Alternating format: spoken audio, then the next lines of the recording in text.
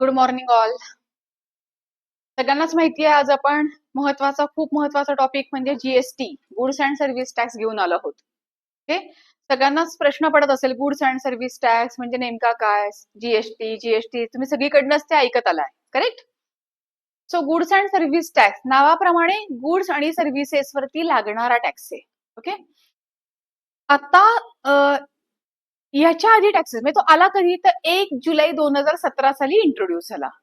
तर ह्याच्या आधी काही टॅक्सेस नव्हते का? किंवा टॅक्सेशन म्हणजे काय? त्याचा अवेअरनेस काय असतो? तर सगळ्यात पहिलं आपण समजून घेऊया टॅक्सेशन म्हणजे काय. टॅक्सेस हे गव्हर्नमेंटने इम्पोज केलेलं कंपल्सरी इम्पोज केलेला कर म्हणजे टॅक्सेशन. कंपल्सरी इम्पोज का म्हणलं ह्याला? तुम्हाला चॉईस दिली नाहीये की तुला टॅक्स भरायचा का नाही भरायचा.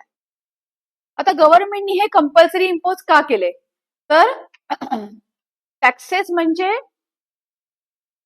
गव्हर्नमेंटचं इन्कम आहे. टॅक्सेस म्हणजे काय? गव्हर्नमेंटचं इन्कम आहे.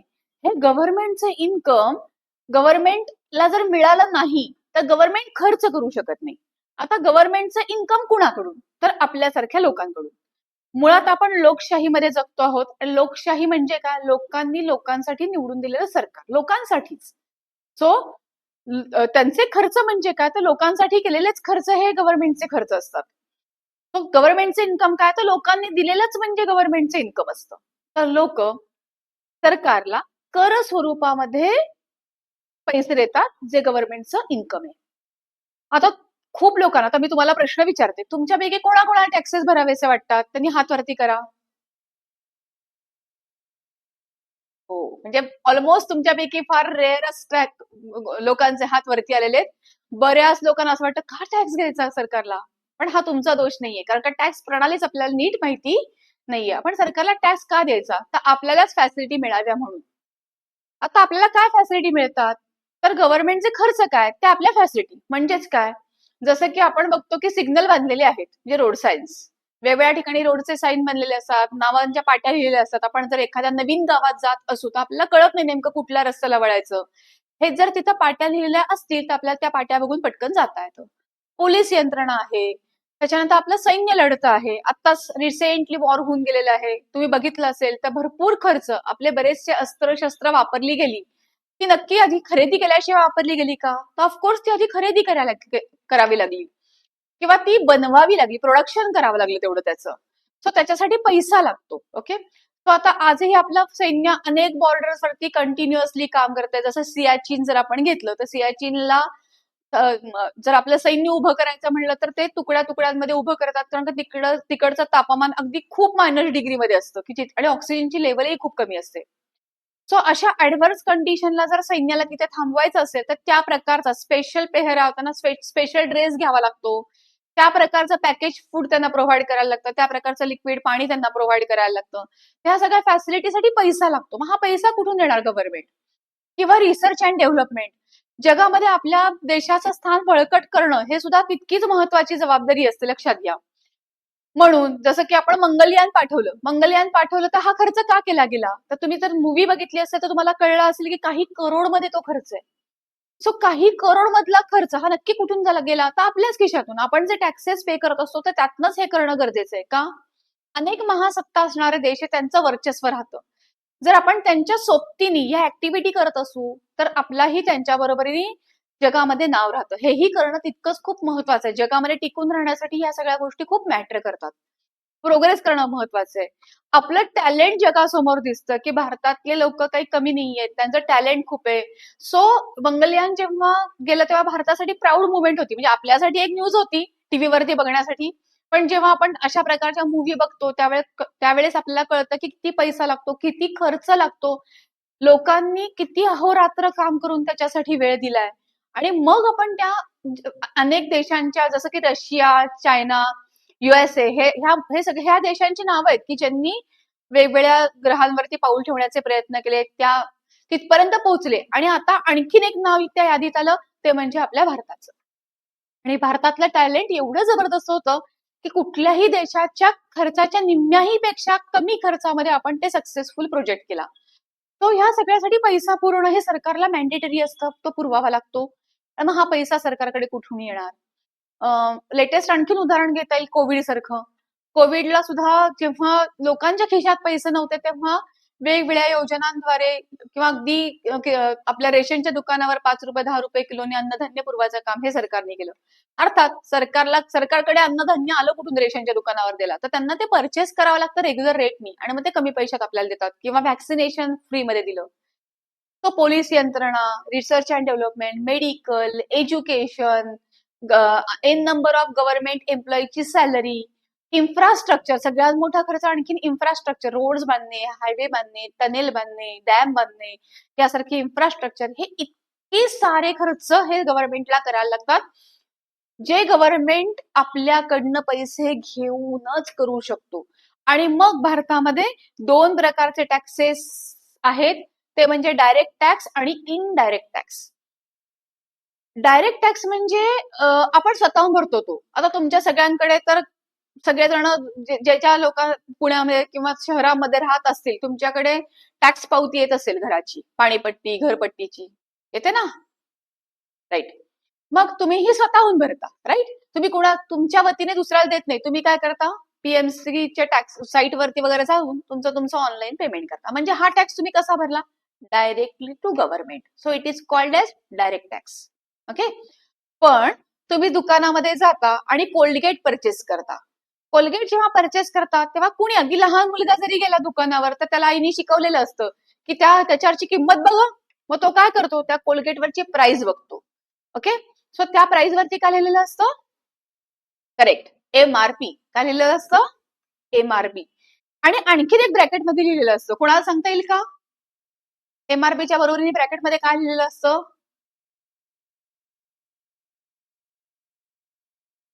नाही सांगता येते, inclusive of all taxes. Okay. MRPच्या सोबतच आणखीन ब्रॅकेटमध्ये काय लिहिलं असतं, इन्क्लुझिव्ह ऑफ ऑल टॅक्सेस. आता आपल्यापैकी कुणालाही आपण हे सगळं बघतो आणि दुकानदाराला त्या MRP नुसार पैसे देतो आणि घरी येतो. कधी तुम्हाला कुणाला प्रश्न पडला का, इन्क्लुझिव्ह ऑफ ऑल टॅक्सेस म्हणजे काय टॅक्स आहे त्याच्यामध्ये, तर हा जीएसटी.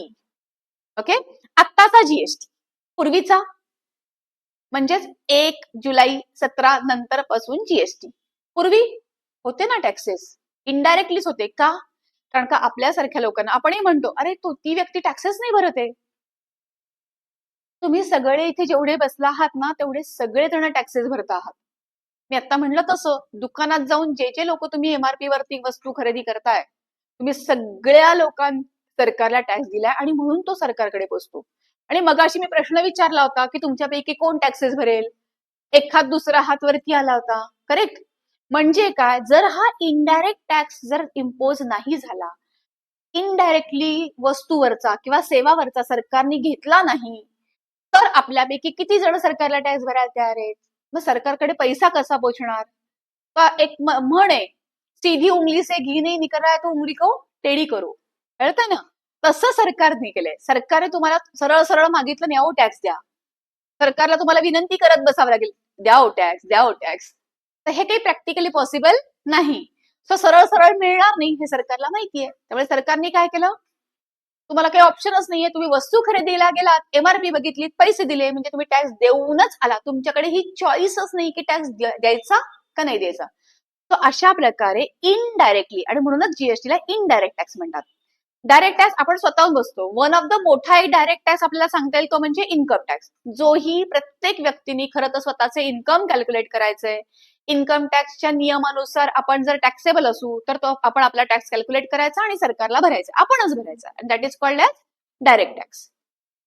कारण आपण तो स्वतःहून किंवा डिरेक्टली सरकारला भरतो. राईट. इथपर्यंत कळाले सगळ्यांना, व्हेरी गुड. जीएसटी इनडायरेक्टली जातो. कशा पद्धतीने, आपण प्रत्येक जण, आपण एंड युजर, आपण सगळे एंड युजर होतो. एंड युजर का म्हणायचं आपल्या सगळ्यांना, कारण का आपण कुठेही वस्तू पुढे विकत नाही, आपण स्वतः वापरतो. सो आपण कोण झालो त्या वस्तूचे, एंड युजर. आपण न कळत टॅक्स हा सरकारला वेगवेगळ्या चेन मार्फत पोहोचवतो. म्हणजे आपण दुकानदारांना देतो, दुकानदार आणखीन कुणाकडनं खरेदी करतो, असं करत करत तो सरकारला पोहोचवतो. म्हणून त्याला म्हणतात इनडायरेक्ट टॅक्सेस. ओके. सो इथे आपण इनडायरेक्ट पर्यंत आलो. म्हणजेच काय, GST is an indirect tax levied on supply of goods or services. हा झाला इनडायरेक्ट टॅक्स. खूप इंटरेस्टिंग आहे इनडायरेक्ट टॅक्स.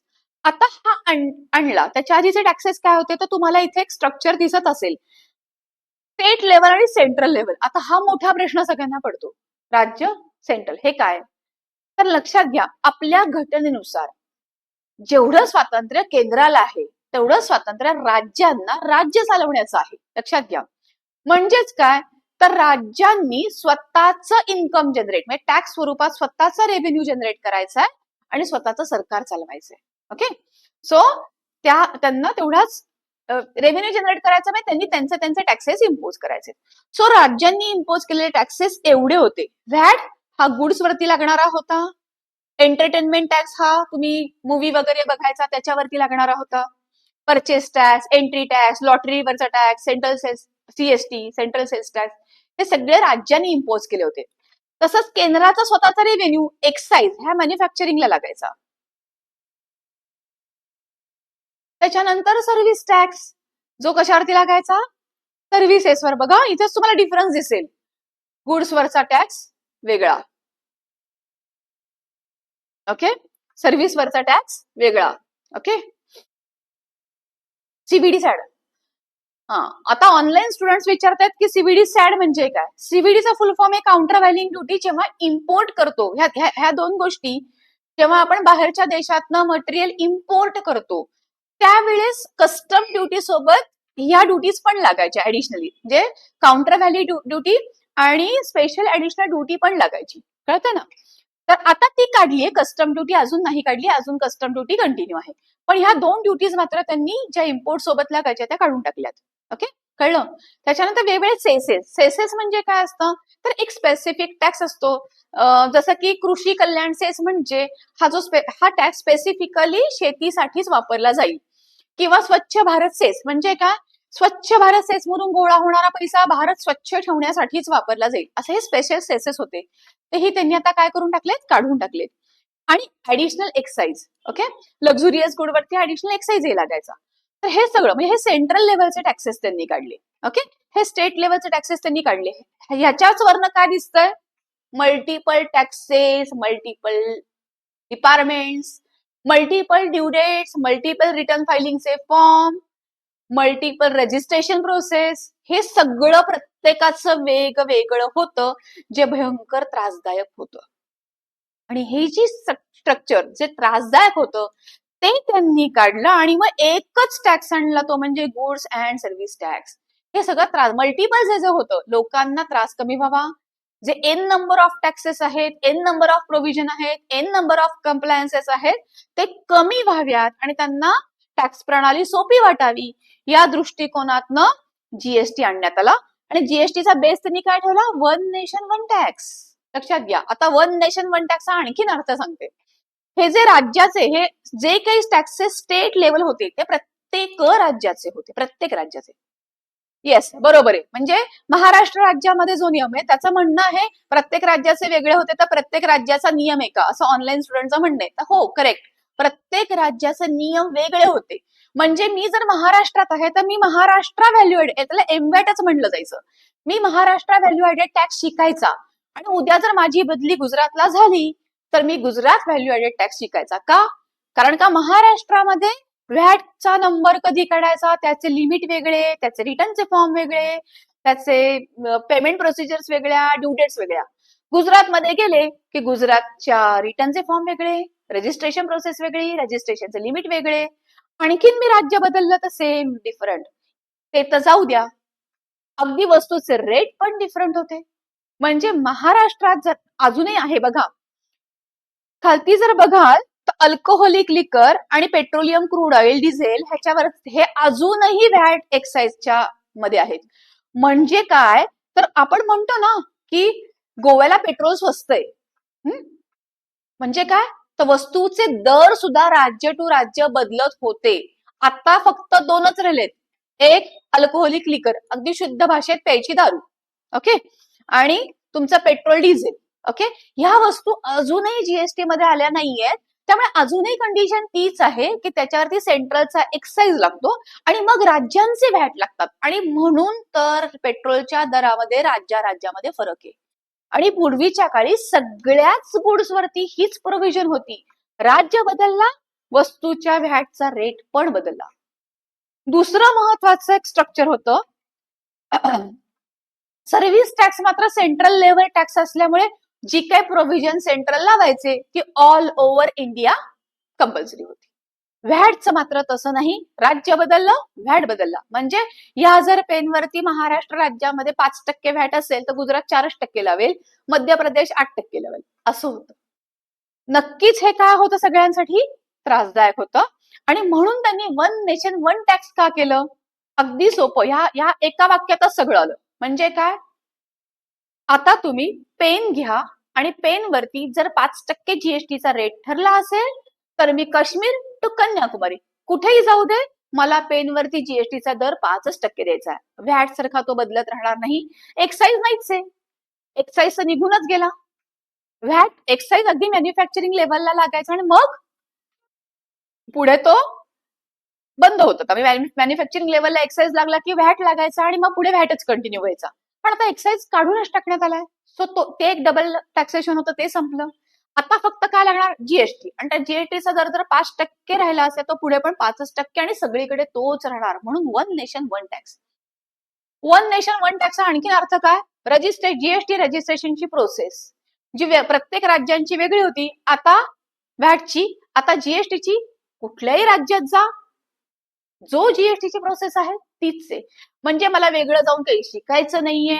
रिटर्नचे फॉर्म सिमिलर आहेत, रिटर्नच्या due date all over India similar आहेत. त्यामुळे माझे राज्य जरी बदलले तरी शिकलेला जीएसटी परत जाऊन शिकायचा नाही, पण पूर्वीच्या काळी शिकलेला व्हॅट परत जाऊन शिकायला लागायचं. ओके, हा वन नेशन वन टॅक्सचा अर्थ आहे. Okay, now GST is a tax on supply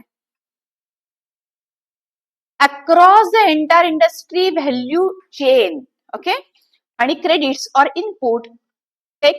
input taxes paid at each stage will be available on subsequent stage of value addition. Okay, खूप इंटरेस्टिंग आहे, लक्षात घ्या. आता सोपं तुम्हाला एक मी चार्ट दाखवते. मॅन्युफॅक्चरर, रिटेलर, होलसेलर आणि आपण सगळे एंड युजर, ही अशी चेन असते. मॅन्युफॅक्चरर एखादी वस्तू प्रोड्यूस करतो. आता हे 100 रुपये त्याची कॉस्ट ठरवली आहे मॅन्युफॅक्चररनी, त्यांनी विकायची. लक्षात घ्या, ही एमआरपी नाहीये.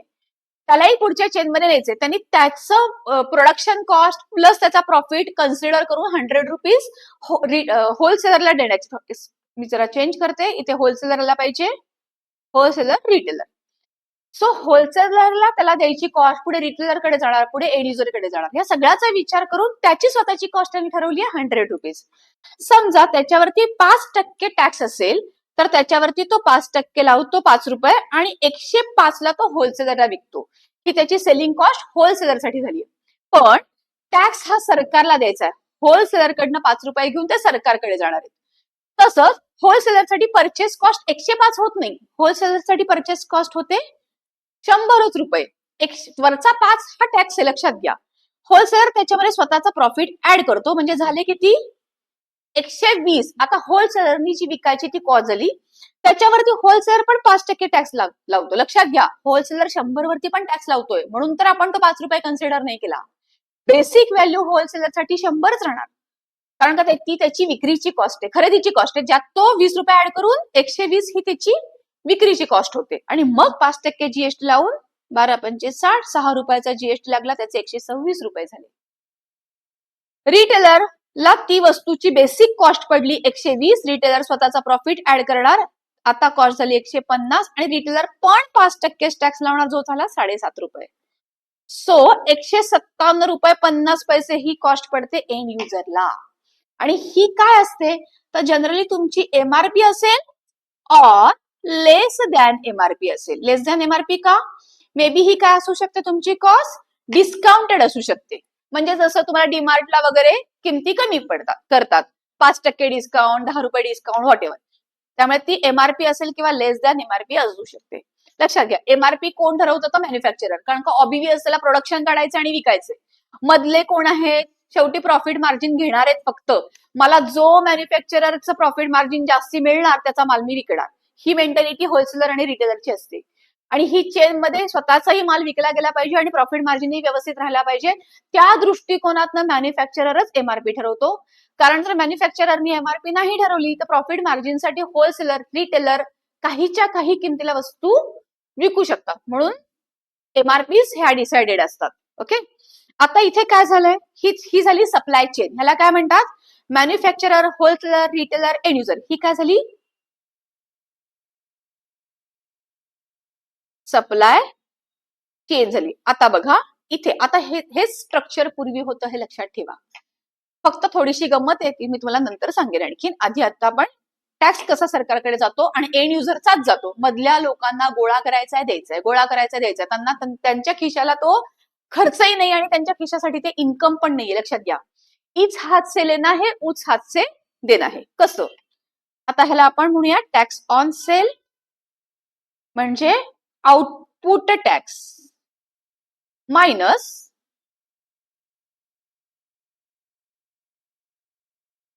Output tax minus tax on purchase म्हणजे input tax.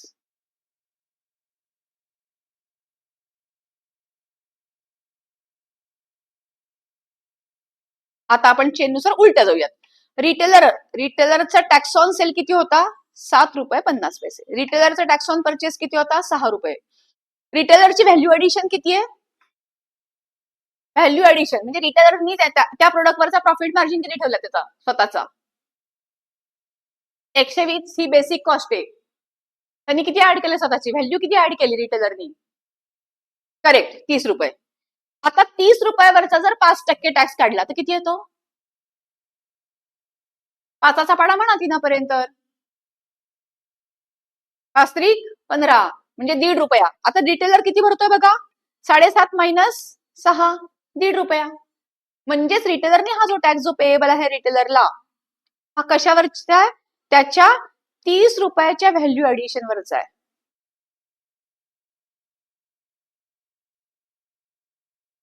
Tax. Okay, same होलसेलरसाठी टॅक्स ऑन सेल झाला 6 रुपये आणि त्याचा टॅक्स ऑन परचेस आहे 5 रुपये, 1 रुपया. त्याचं व्हॅल्यू ऍडिशन किती आहे होलसेलरचं, 20 रुपये. 20च्या 5% किती होतात, 5 दुने 10, 1 रुपया. बरोबर होलसेलरचा व्हॅल्यू ऍडिशन वरचा टॅक्स होलसेलरनी भेटला. हा किती वरती आहे, 20 रुपयावरती 5%. ओके, मॅन्युफॅक्चररनी प्रोड्यूस केलाय, बेस आपण तिथनच पकडलाय म्हणून त्याचा टॅक्स ऑन सेल झाला 5 रुपीज. टॅक्स ऑन परचेस आहे 0. काय म्हणणं आहे, हा तुझं म्हणणं आहे की मॅन्युफॅक्चररचं इनपुट नाही का, असतं. अरे पण कुठून तरी चेन सुरुवात केली पाहिजे. तो प्रोड्यूस करून फिनिश गुड जिथं आपण सुरू करतोय तिथून मी तुम्हाला चेन दाखवतेय. मॅन्युफॅक्चरर्सकडे पण आधीचं त्यांचं पर्चेसिंग आहे पण ते रॉ मटेरियलचं असतं. आपण फिनिश गुड पासून पकडतोय म्हणून ते 0 पकडतोय. अदरवाईज ती चेन कंटिन्युअस आहे, खूप मागे मागे मागे मागे जाईल. मी तुम्हाला शिकवूच नाही शकणार, इतकी लांब चेन होईल ती. सो आपण बेस काय पकडला, फिनिश गुड पासून पकडला. सो आपण ऍझ्युम करतोय की आता त्याचा फिनिश गुड्स वरचा टॅक्स काही नाहीये, कारण का फिनिश गुड झाल्यानंतर तो विकतोय. ओके, त्याचाही टॅक्स मायनस होतो रॉ मटेरियलवरचा. ओके, सो आता त्यांनी 5 रुपये सरकारकडे मॅन्युफॅक्चरर थ्रू गेले. आता ह्याची जर टोटल केली तर ती किती होते, 7.5. जी कोण देतो, म्हणजे आपणच 7.5 रुपये सरकारला भरतो. कसे, रिटेलर थ्रू 1.5 रुपया, होलसेलर थ्रू 1 रुपया, मॅन्युफॅक्चरर थ्रू 5 रुपये. ओके, आता हे जे मायनस करणाऱ्याला म्हणतात, हे जे आपण वजा केलेत ना ह्याच्यामध्ये, हे वजा या चिन्हाचा अर्थ आहे इनपुट टॅक्स क्रेडिट. वजा चिन्हाचा अर्थ काय आहे, इनपुट टॅक्स क्रेडिट. हे वजा करणे, हे टॅक्स ऑन परचेसला म्हणतात इनपुट आणि वजा करणे या प्रकाराला म्हणतात क्रेडिट घेणे. ओके, क्रेडिट करणं म्हणजे वजा करणे.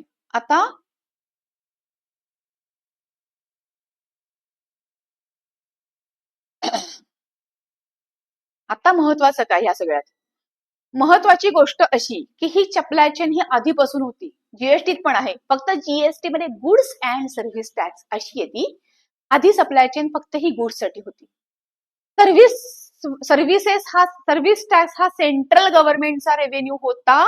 त्याच्यावर सर्व्हिसेसवरती तो सेपरेट सर्व्हिस टॅक्स लागायचा आणि सेपरेटली तो सरकारकडे भरला जायचा. ह्याच्यामध्ये क्रॉस युटिलायझेशन होतं. आता तुम्ही सप्लाय हा तुम्ही गुड्सचा करा और सर्व्हिसचा करा.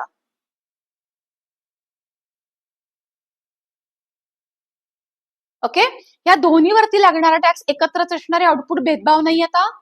आणि मायनस करताना तुम्ही जे परचेस करताय म्हणजे इनपुट घेताय, ओके, ते तुम्ही आता असेटचं घ्या, गुड्सचं घ्या किंवा सर्व्हिसचं घ्या, ते सगळं व्यवसायाशी वापरलं जाईल. ह्या सगळ्याचे इनपुट मायनस होतं आणि मग जी लायबिलिटी येते ती तुम्ही जीएसटी पेएबल म्हणून भरता. पूर्वीच्या काळी सप्लाय ही जी चेन होती अगदी सिंपल होतं. गुड्स विकले, गुड्स आणि सर्व्हिस टॅक्स हा रेव्हेन्यूच वेगळा होता कारण का डिपार्टमेंटच वेगळे होते. गुड्सचं डिपार्टमेंट कोण होतं? स्टेट आणि सेंट्रल अँड स्टेट.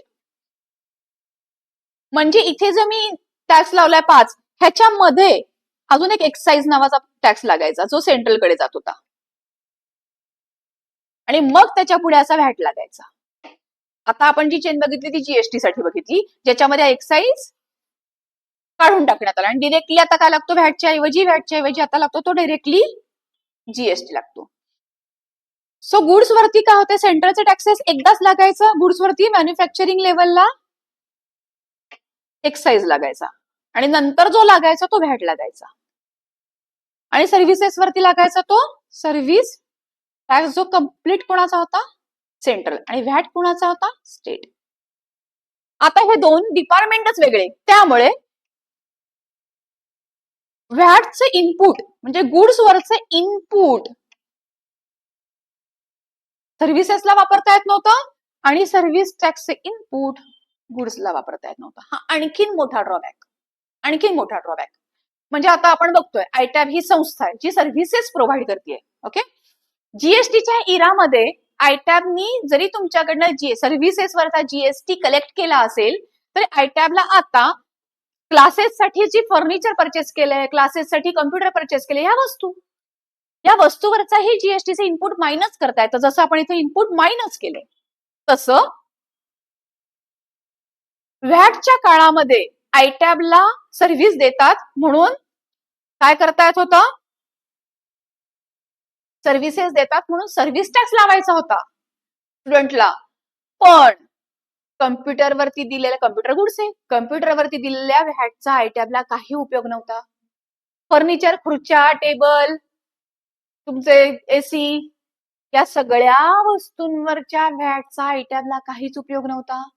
आता जीएसटीत फी वरती पण जीएसटीच लागणार आणि फर्निचरवरती पण जीएसटीच लागणार, सगळ्यावरती जीएसटीच लागणार. त्यामुळे आता इनपुट घेता येणार आहे.